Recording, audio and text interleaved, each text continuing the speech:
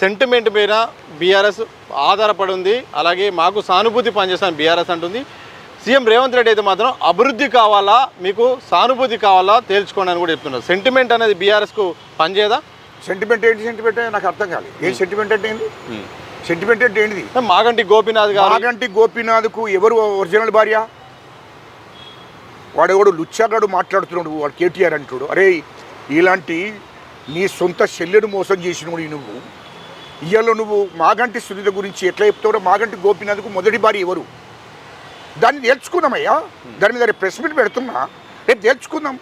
మొదటి భార్య ఎవరు అని అడుగుతున్నా. మాగంటి గోపీనాథ్ గారికి మొదటి భార్యకు నువ్వు మొదటి భార్య నిలబెట్టకుండా, మొదటి భార్యకు పిల్లలు ఉంటారు, మొదటి భార్య నిలబెట్టకుండా మాగంటి సునీత ఎవరు అసలు? మాగంటి సునీత మాగంటి గోపీనాథ్కి ఏమవుతుంది? ఎట్లా? మాగంటి గోపీనాథ్ గారి మొదటి భార్య ఉన్నది, మొదటి భార్య పిల్లలు ఉన్నారు. అదే నువ్వు నీతి నిజాయితీ పరుడు అయితే మాగంటి గోపీనాథ్ మొదటి భార్యకు టికెట్ ఇచ్చి నిలబెట్టాలి కదా. ఉంచుకున్న వాళ్ళకు వెనకసిరి వేసుకున్న వాళ్ళకు టికెట్ ఇచ్చి నిలబెడితే ఎట్లా సానుభూతి వస్తుందని మేము అడుగుతున్నా. మీ ద్వారా అక్కడ ప్రజలకు తెలియాలి కదా, ఇదంతా జుబిలీస్ ప్రజలకు తెలియాలి ఎట్లా అవుతుంది అంటున్నా. మాగంటి సునీత అనేది ఎవరు అది తెలియాలి కదా, అక్కడున్న ప్రజలకు తెలియలేదు. మాగంటి గోపీనాథ్ మొదటి భార్య ఈయన ఎందుకు నిలబెట్టలేదు? మాగంటి గోపీనాథ్ భార్య వచ్చింది కదా ఇప్పుడు. మాగంటి గోపీనాథ్ భార్యను కూడా కేటీఆర్ అంటుడు మోసం చేశాడు. ఎందుకంటే ఒక నెల రోజుల కిందట మాగంటి గోపీనాథ్ భార్య వాళ్ళ పిల్లలు కొడుకు, మా ఆస్తి మాకు ఇవ్వాలి, మీరు ఉంచుకున్న వాళ్ళకు సెకండ్గా మూడోది చేసుకున్న వాళ్ళకు మీరు ఇట్లాంటి పట్టం కడుతున్నారు, కరెక్ట్ కాదు, మా ఆస్తి మాకు ఇవ్వాలి, ఆయన చనిపోయింది కదా, మా ఆస్తి మాకు ఇవ్వాలని అడిగింది ఆమె.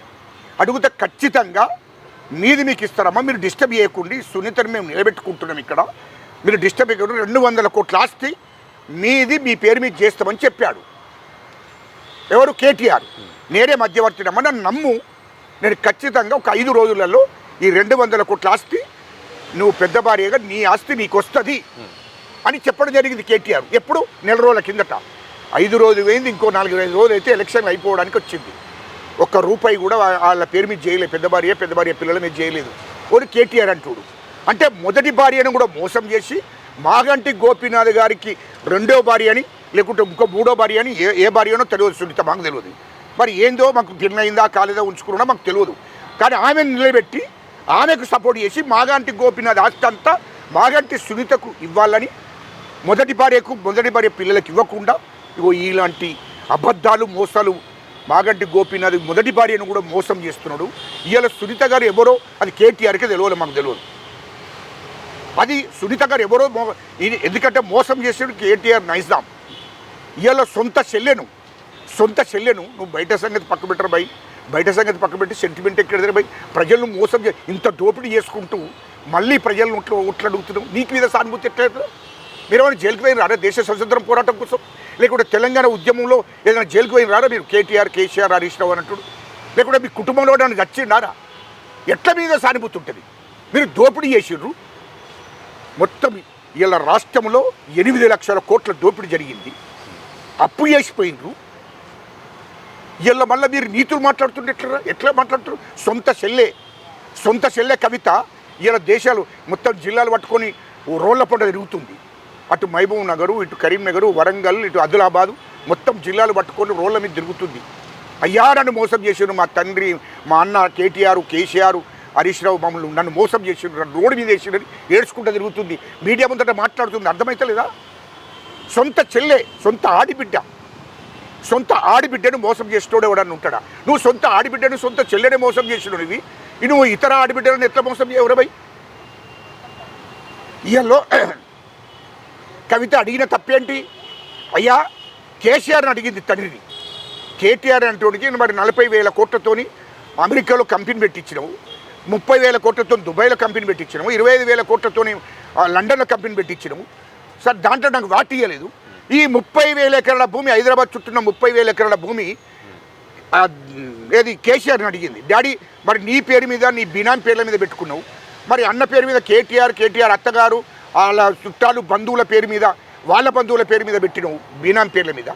మరి దాంట్లో నాకు వాట వస్తుంది కదా. హైదరాబాద్ చుట్టూన్న 30,000 ఎకరాల భూమి 15,000 ఎకరాలు నాకు వస్తుంది, 15,000 ఎకరాలు ఆయనకు రావాలి, ఎందుకంటే ఇద్దరం ముట్టాం కదా అని చెప్పి కన్న తండ్రిని అడిగింది. ఎప్పుడు 2022 నుంచి నడుస్తుంది పంచాయతీ, భూమి పంచాయతీ.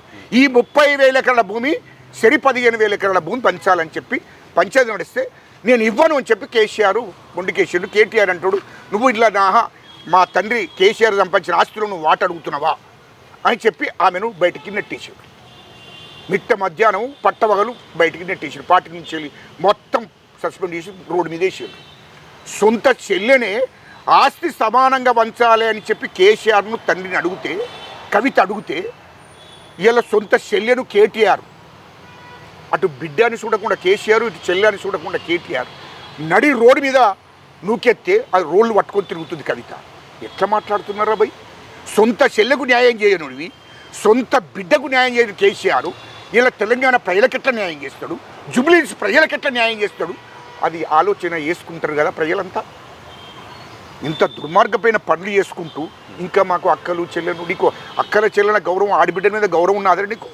ఆడిబిడ్డల మీద గౌరవం ఉంటే సొంత చెల్లెని బయటికి ఎట్లా నెట్టేస్తావురా? నీకు ఆడిబిడ్డల మీద గౌరవం ఉంటే ఆమె మాగంటి గోపీనాథ్ మొదటి భార్యకి ఎట్లా టికెట్ ఇవ్వరు?